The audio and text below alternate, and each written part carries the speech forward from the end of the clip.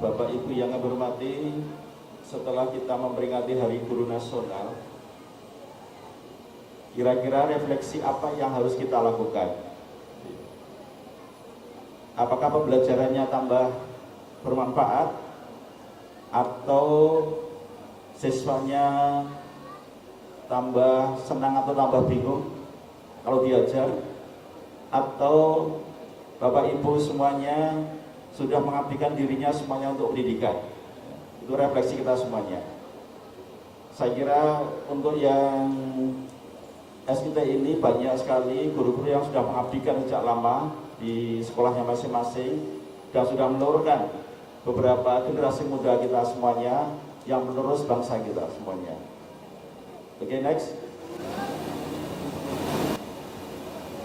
Bapak Ibu yang berhormati, tentu kita tidak lepas kalau di Yogyakarta ya. Kalau di Yogyakarta tidak lepas dari visi dan misi RPJMD 2012 sampai 2027 yang jelas adalah meningkatkan budaya inovasi, kemudian kemajuan teknologi informasi. Ini yang harus kita tuntut semuanya, semua guru harus begitu.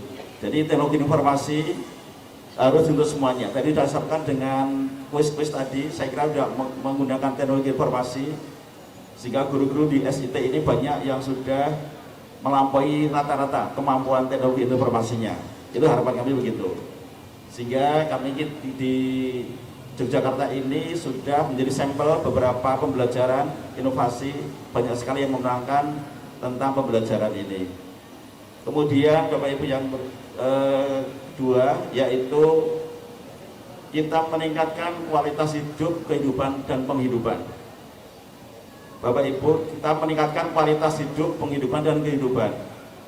Bapak Ibu yang kami hormati, Bapak Ibu sudah merasa kualitas hidupnya sudah meningkat? Sudah meningkat kualitas hidupnya? Sudah. Penghidupannya? Belum ya penghidupannya? Nanti matur Pak Ketua Umum. Penghidupannya. Kemudian itu tadi saya sempat bertanya, yang hadir di sini yang sudah sertifikasi sama? Sudah sertifikasi? 1, 2, oh banyak ya, udah 20% lebih ya, 20% lebih. Yang sudah terdaftar di Dapodik NUPTK, tapi juga banyak belum ya. Oh iya, sudah. Oke. Itu salah satu nanti untuk peningkatan kualitas hidup dan penghidupan tadi, pakai itu ya. Oke. Oke, next. Nah, Bapak Ibu yang berhormati, seringkali kami ingatkan bahwa tugas pendidik itu adalah mendidik, mengajar, membimbing, mengarahkan, dan seterusnya. Ini sampai 7 mengevaluasi. Bapak Ibu yang berhormati, setiap kali akan berangkat ke sekolah, kesatuan pendidikan, mestinya tugas ini harus terekam di dalam pemikiran Bapak Ibu semuanya. Sebelum berangkat itu harus terekam begitu. Jadi saya nanti di kelas harus mendidik, harus mengajar, membimbing, dan sampai mengevaluasi. Ini yang penting 7 ini. Jangan sampai nanti berangkat ke satuan pendidikan itu kita blank, harus mengapa di situ. Tapi rinciannya ya RPP dan seterusnya. Tapi intinya seperti itu.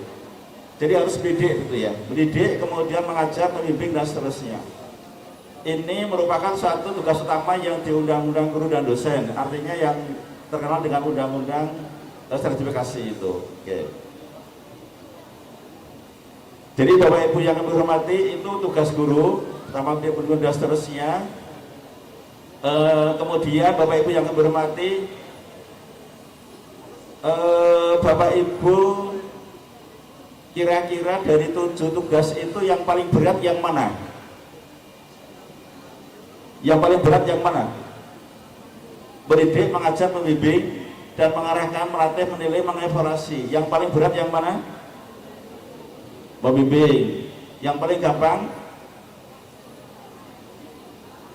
Yang paling gampang itu menilai. menilai, nanti kalau nilainya jelek terus siswanya dimarahi gitu ya. Biasanya kan begitu ya. Oke. Terus next.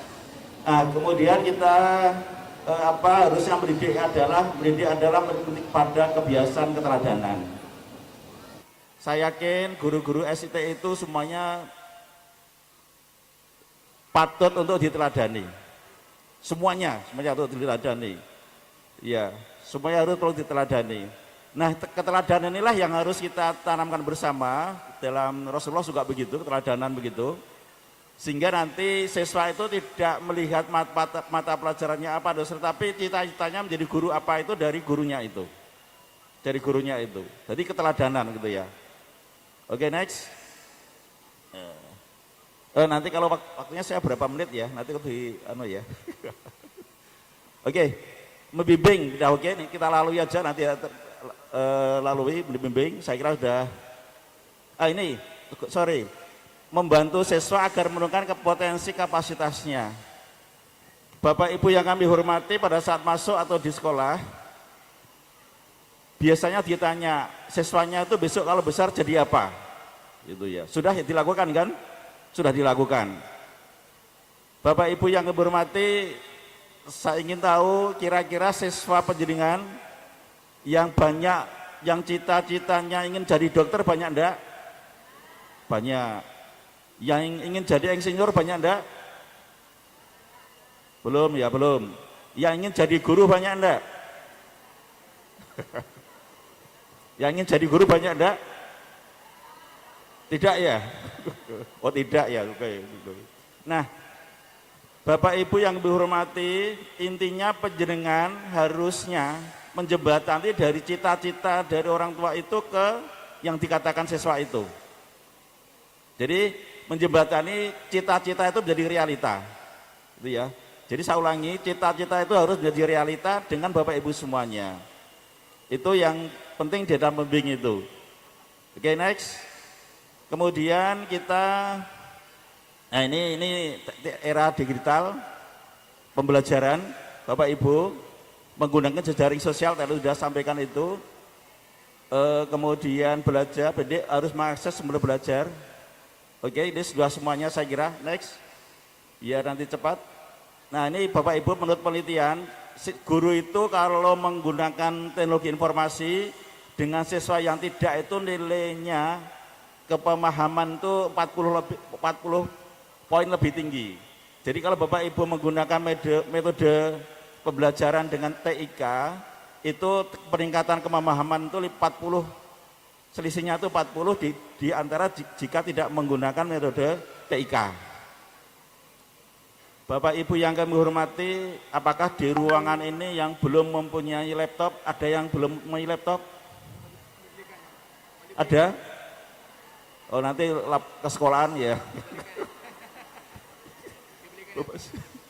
Gadget atau laptop atau lapor Pak, harusnya setiap guru itu punya laptop itu untuk pembelajaran itu ya. Oke, itu fasilitas itu ya. Oke, next.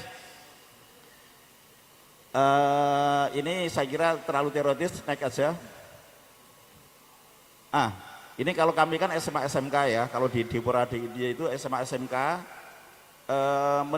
guru itu harus, prinsip pembelajaran itu harus bisa menimbulkan motivasi siswa.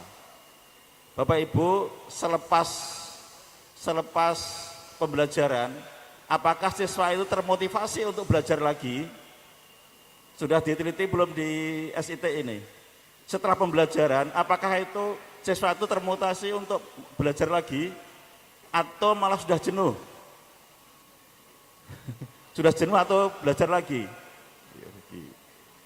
Bapak Ibu, siswa penjenengan itu di sekolah bahasa Jawanya itu kerasan di sekolah atau buru-buru akan pulang? Buru-buru akan pulang atau kerasan di sekolah? Kerasan ya, kerasan, oke. Kerasan karena gurunya atau karena lingkungannya? Karena main-main ya, karena main Pak Oke. Tapi itu Pak Menteri, Mas Menteri sudah menyampaikan sekolah itu harus menyenangkan. Salah satu indikator menyenangkan adalah tadi bahasa Jawa kerasan di sekolah itu. Kemudian yang kedua prinsipnya adalah mampu untuk mengonstruksi dalam kehidupan sosial. Inilah yang saat ini ada degradasi ya, degradasi sosial. Sering kita sampaikan bahwa anak-anak sekarang itu egois atau sifat sosialnya tinggi. Egois. Penjenengan sebagai bentengnya harus melenturkan yang egois itu menjadi nilai sosial. Nilai sosial itu tugas kita bersama nanti, terutama di SIT ini. Kemudian yang ketiga adalah cocok dengan situasi perkembangan belajar peserta didik. Artinya begini, Bapak Ibu harus mendudukkan siswa penjenengan. Kalau kelas 10 itu, kelas 1 itu harus bagaimana, kelas 2 bagaimana, kelas 6 bagaimana, 7, 8, 9 harus bagaimana. Jangan sampai anak yang sudah kelas 9 atau kelas 8 itu belum tahu nanti akan kemana.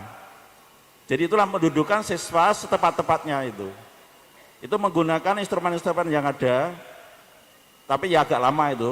Harus tahu mendudukan siswa sekarang itu harus bagaimana. Kamu harus bagaimana, yang dipelajari apa, dan seterusnya itu harus lengkap di situ. Sehingga idealnya seorang siswa itu koordinasi pembelajaran itu dengan orang tuanya, dibandingkan dengan orang tuanya itu lebih banyak pada gurunya daripada orang tuanya. Harusnya begitu, karena guru itu kan berarti orang tua kedua kan, orang kedua di sekolahan. Jadi seperti itu. Kemudian next, ini nilai PISA kita waktu itu tahun 2018 ya, tahun 2018. Kita agak, kalau dibandingkan negara lain tidak usah kita bandingkan aja. Tidak usah kita bandingkan. Tapi waktu itu Bapak Kepala Dinas, Pak Kadis Pera DIY, Pak Baspara Haji menyampaikan, Mbok Jogja itu disendirikan dari Jogja itu disendirikan dari Indonesia gitu. Tadi khusus di Jogja itu disendirikan nilainya dengan Bali dan Jakarta. Jakarta waktu itu Jakarta. Nilainya begitu. Jadi nilainya DKI dan DIY dilepaskan dari Indonesia, Yogyakarta masih yang tertinggi. Kita beri tepuk tangan untuk Yogyakarta. Itu nilai PISA. Tapi kalau dibandingkan dengan negara lain, tidak usah bandingkan aja lah. Oke, next. Nah, ini kalau kita di Jogja harus punya khas kejogjaan. Bapak Ibu siapa yang asli Jogja? Turun jari. Oh, banyak Jogja. Pak Wakutub enggak tuh. Jakarta, ya Jakarta. Kejogjaan itu ini harus khas Jogjaan. Jadi pendidikan kejogjaan harus ada di situ. Yaitu filosofi Hamayu Hayuning Bawono. Artinya mempercantik dunia yang sudah cantik. Artinya lingkungan. Jadi jangan sampai lingkungan SDSIT nanti beberapa tidak keras nanti, tapi sudah keras nanti. Sekolah tadi sudah menunjukkan lingkungannya bagus itu ya. Lingkungannya bagus. Kemudian, halo, ini Pak, Bapak.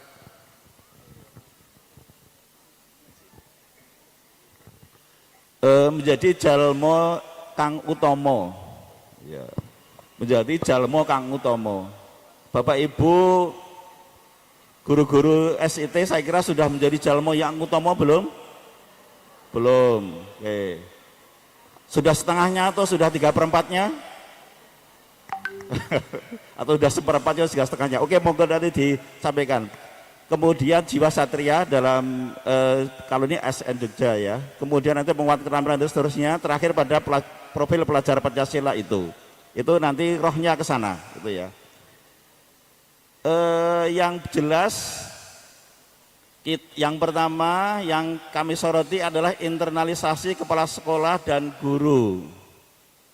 Bapak Ibu, ini maaf ya, biasanya waktu kami dulu jadi guru, saya kan waktu itu jadi guru juga. Kalau guru itu berkumpul, yang dirasani kepala sekolahnya, betul? Betul deh. Kalau guru-guru itu kumpul, yang dirasani kepala sekolahnya, betul dah. Rasanya baik tidak apa-apa gitu. Kalau kepala sekolah kumpul, yang dirasani mana yayasannya. Tapi itu tidak apa-apa, Itu komunikasi seperti itu. Jadi kita komunikasi antara kepala sekolah, guru dan seterusnya orang tua, tentu ada orang tua juga. Kemudian proses pembelajaran, nilai-nilai kejogjaan di semua mapel dan evaluasi. Saya kira nanti next. Nah, kemudian dunia ini sedikit kita pemikiran kita dunia ini dari Kemenaker saya dapatkan bonus demografi. Kita kalau bonus demografi itu kita agak ngeri kalau kita tidak siapkan, ada datanya ke sana. Nanti kalau revolusi industri dan seterusnya ada 23 pekerjaan akan hilang, tetapi 27 sampai 46 juta pekerja akan tumbuh. Artinya apa? Kita harus mempersiapkan pekerjaan yang akan datang itu, ya, terutama TIK, ya, terutama TIK. Jadi kira-kira nanti bonus demografi 2045 ya. Bapak Ibu sudah pensiun belum itu? 2045 ya. Sudah pensiun ya? Atau sudah kemana lah gitu. Nah ini kalau kita tidak siap nanti 23 pekerjaan itu akan hilang, tapi 27 sampai 46 juta pekerjaan itu akan tumbuh. Nah itu kan kita siapkan saat ini. Oke, next. Nah ini kalau dari masa depan, pekerjaan masa depan, ini untuk menyiapkan kita semuanya, revolusi teknologi, perubahan demografi, perubahan iklim, revolusi keahlian dan seterusnya. Ini kita siapkan bersama. Tapi ini nanti Bapak Ibu pun di yayasan dan seterusnya itu sudah menyiapkan roadmap ya. Roadmap dari yayasan itu sudah ada gitu. Jadi sudah ada roadmap itu sehingga yang kita didik sekarang umur 11 tahun, 12 tahun dan seterusnya, besok itu 45 tahun yang 30 tahun yang akan datang, umur berapa sudah kita siapkan di sana gitu ya. Oke. Itu revolusi teknologi, kemudian revolusi keahlian gitu ya. Oke, next. Ya ini gambaran aja. Besok pekerjaan yang dibutuhkan yang kemudian yang akan menurun peminatnya. Satu adalah kalau dulu itu tentang petugas entry data, besok itu yang dibutuhkan analisis data, ini ilmuwan. Kalau dulu itu buruh bangunan, yang terakhir 20 itu, besok itu ahli manajemennya. Jadi itu kami taparkan supaya kita mengingatkan tugas kita itu tidak untuk hari ini. Cuma saya ingatkan bahwa tugas kita mengajar itu bukan hari ini, tapi menyiapkan beberapa puluh tahun yang akan datang. Itu ya. Di situ misalnya ada juga analisis keuangan, besok itu menurun pemintaannya menjadi manajer proyek dan seterusnya. Itu merupakan satu pemikiran ke depan kita semuanya. Ini persiapan kita untuk masa depan yang akan datang. Skill yang dibutuhkan apa? Pemikiran, analisis, dan inovatif. Makanya inovatif itu. Beberapa sekolah JS itu sudah mengadakan lomba-lomba dan seterusnya. Kalau sudah sering menggelar P5 ya? Sudah tahu P5? Kelihatan sekali itu inovatifnya itu. Ya. Dan itu diharapkan nanti sebagai miniatur untuk yang realita kehidupan. Gitu ya. Kemudian ada juga yang dibutuhkan besok itu adalah kemampuan untuk negosiasi dan persuasif. Ini harus luas gitu ya. Prasekolah harus luas itu. Tidak boleh kaku-kaku seperti itu. Harus yang 15 itu. Oke, next. Ini tidak usah aja, hampir sama ya. Sulit untuk masih kerjaan tidak usah. Tapi untuk beberapa perguruan tinggi, negara-negara mengadaptasi sistem pendidikan. Ini saya kira sudah sering diceritakan dari Bapak Ibu semuanya, kita lewati. Nanti biar banyak dialog aja. Oke, next.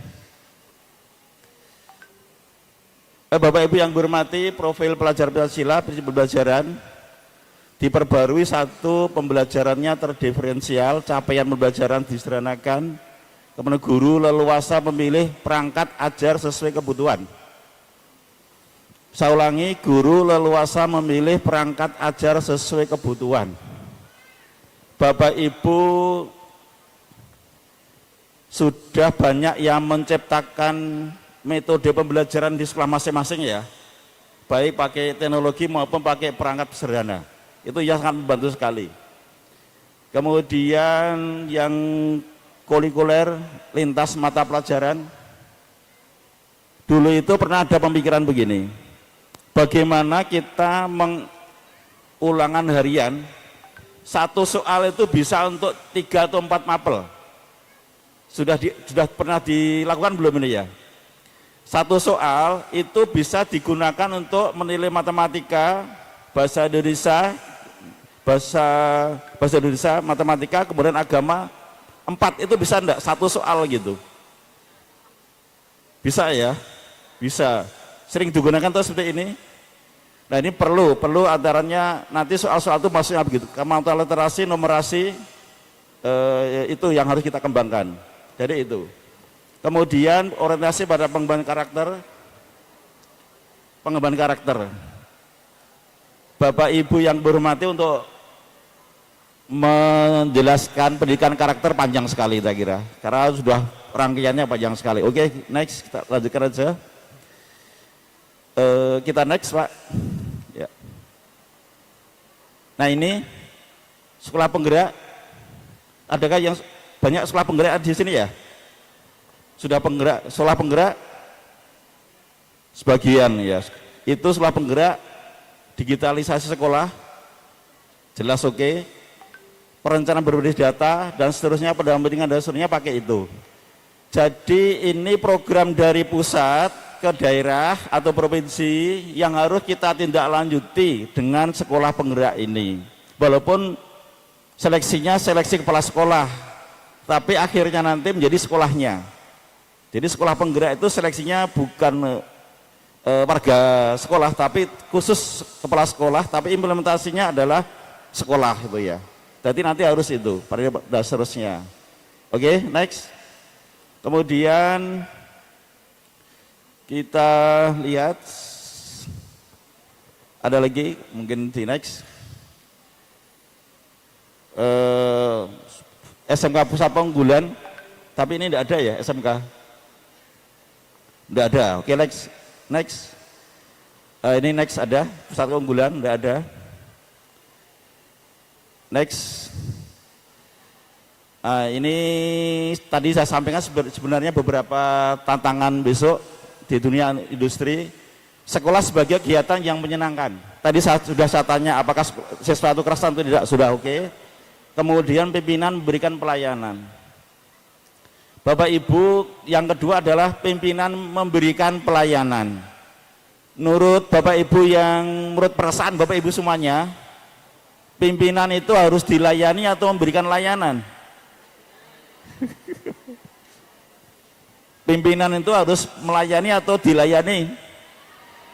Melayani gitu ya. Guru itu pimpinan dari siswa. Kepala sekolah pimpinan dari guru. Jadi tidak ada yang di SIT ini kepala sekolah yang minta dilayani terus, tidak ada. Tidak ada.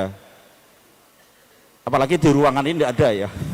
Tidak ada kepala sekolah perlu dilayani terus, tidak ada gitu ya.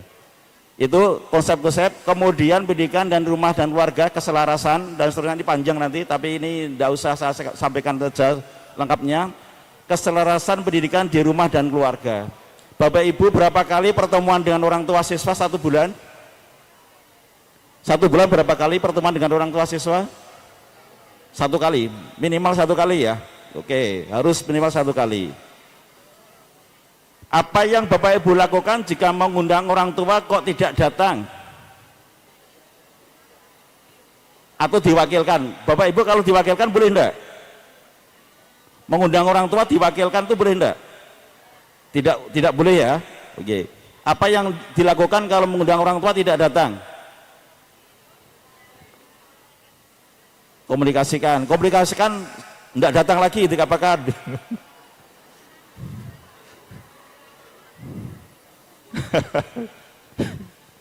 Jadi jangan sampai waktu saya jadi guru itu, jangan sampai mengundang orang tua itu saat akan mengingatkan sumbangan. Itu ya yang tidak boleh begitu. Mengundang orang tua hanya untuk mengingatkan apa? Sumbangan. Itu hukumnya haram. Tidak boleh itu ya, tidak boleh. Harusnya kemajuan gitu ya, kemajuan. Oke, next. Nah ini yang Bapak Ibu kalau masih ingat, kebijakan Merdeka Belajar ada 20 berapa tadi? Ini yang nomor 1, 2 dan seterusnya, sekolah penggerak, kemudian dan seterusnya. ada guru penggerak. Bapak Ibu tunjuk jari yang menjadi guru penggerak dari sana. 1, 2, guru penggerak 1, 2, 3, 4, 5, 6, 7, 8, 9, 10, 11, 16. 16. Masih belum banyak ya Pak ya? Oke. Nanti di guru penggerak itu, karena itu bagus sekali program-programnya. Sebagai guru penggerak nanti langsung bisa, tidak usah pakai diklat, kepala sekolah dan pengawas. Itu idealnya begitu kalau guru penggerak itu. Guru penggerak kemudian bisa ke kepala sekolah dan pengawas sekolah. Oke. Oke, terus next sampai ke episode 20, rapor pendidikan, praktisi mengajar, kemudian ada kurikulum merdeka dan platform merdeka belajar. Nomor 15, khusus untuk nomor 15, Bapak Ibu sudah aktif di PMM, platform mengajar merdeka? Sudah semuanya? Sudah, oke, nanti kan bagus itu. Siswa-siswanya sudah membuka akun belajar? Saya tanya, kalau gurunya sudah ya? Kalau siswanya sudah membuka akun belajar? Oke, ini masih agak ragu-ragu yang siswa itu. Membuka aktivasi akun belajar untuk siswa. Kalau gurunya sudah, platform Merdeka Mengajar itu sudah, tapi siswanya nanti. Kemudian yang nomor 14, kampus Merdeka dan Kekerasan Seksual, enggak usah itu. Oke, next. Sampai kita ini sudah sampai episode ke-26. Jadi Merdeka Belajar itu sudah episode ke-26. Nomor terakhir yaitu pencegahan penanganan kekerasan di satuan pendidikan. Ini Bapak Ibu mohon kami wanti-wanti betul bahasa Jawanya ya. Ini adalah Permendikbud nomor 46 tahun 2023 ya. Itu tentang pencegahan penanganan kekerasan di satuan pendidikan. Itu menjadi perhatian utama kita untuk yang ini. Sekolah-sekolah harus membentuk TPPK. Sudah dibentuk kan? Sudah berjalan? Sudah pernah menangani? Kalau yang sudah malah terkasus itu. Iya. Kalau sudah berdiri ada kasus ya. Mohon ini betul-betul ya. Yang ini kami dipesankan oleh kementerian. Yang terakhir ini yaitu episode yang ke-25 itu pencegahan penanganan kekerasan di satuan pendidikan PPKSP. Itu yang Permendikbud 46 tahun 2023. Terus guru kepala sekolah ini diluncurkan tadi, Merdeka Belajar diluncurkan itu. Nah, ini untuk Yogyakarta. Yogyakarta itu kita masih ranking 9 senasional. Jadi belum maksimal. Tugas kami nanti ya. Jadi penguatan akun belajar siswa kita baru 81,02. Tertinggi itu malah Kalimantan Selatan enggak salah. Jadi kita agak kurang enak karena Yogyakarta sebagai kota pelaksanaan kok masih tertinggal itu. Maka dinas itu kemarin yang harus menguasai begitu. Termasuk dari Bapak Ibu dari JSIT ini nanti mohon dimaksimalkan siswanya untuk mengaktifkan akun belajar itu. Masih ranking 9 kita. Oke, next. Nah, ini guru penggerak kalau yang di kami ada 175 SD SMP SLB untuk kemenangan kami, tapi untuk SD SMP kan di Kota. Oke, next. Ada 175 guru penggeraknya baru itu. Tapi untuk yang di SMP saya kira sudah terekap di masing-masing kabupaten kota kemenangannya di sana, bukan ke kami. Oke, terus ini penguatan SGM, hasil belajar, lingkungan belajar, pembelajaran, refleksi, pengimbasan, dan seterusnya, profil pelajaran Pancasila lagi, pembelajaran berpusat pada siswa. Itu sudah seringkali disampaikan dalam TOT dan seterusnya. Lingkungan berarti tidak ada perundungan di sekolah. Bapak Ibu, pernahkah sekolah Bapak Ibu terjadi perundungan? Orang aku ya. Mudah-mudahan tidak ada. Jangan sampai ada di kita. Ya, jangan sampai ada terjadi perundungan. Kami sudah seringkali menangani itu, betul-betul reaksinya anak itu masa depannya kalau tidak ditolong hancur itu ya, perundungan itu. Oke. Next. nilai-nilai dalam budaya. Naik aja ini, tadi sudah saya sampaikan. Oh ini ada srek. Ini yang bagus, Sawiji, Greget, Sengguh, Ramingguh, itu Yogyakarta. Ini salah satu nilai-nilai budaya. Menerima keberadaannya, Sengget, Kurtula dan seterusnya, kita harus Sawiji itu konsentrasi ya, Greget itu semangat, Sengguh, Ramingguh itu bertanggung jawab. Jadi maksudnya begitu, kita harus nilai-nilai, maksudkan begini, guru-guru Jogja itu harusnya beda dengan guru-guru yang lain. Bahkan kalau sering kami memberikan pembinaan pada utusan-utusan kami, pokoknya Jogja harus beda dengan yang lain. Bahkan kami sampaikan cara berjalannya itu harus beda. Untuk apa? Untuk menunjukkan sikapnya itu bagaimana Jogja itu. Salah satunya adalah Sawiji, Greget, Sengguh, Ramingguh. Oke, next. Ini saya kiri ada pantun sedikit supaya bisa bersama-sama. Jalan-jalan di Kota Baru di hari Sabtu yang cerah. Wahai Bapak Ibu Guru, engkau selalu jadi penyerah. Oke. Oke, saya kira ini. Assalamualaikum warahmatullahi wabarakatuh.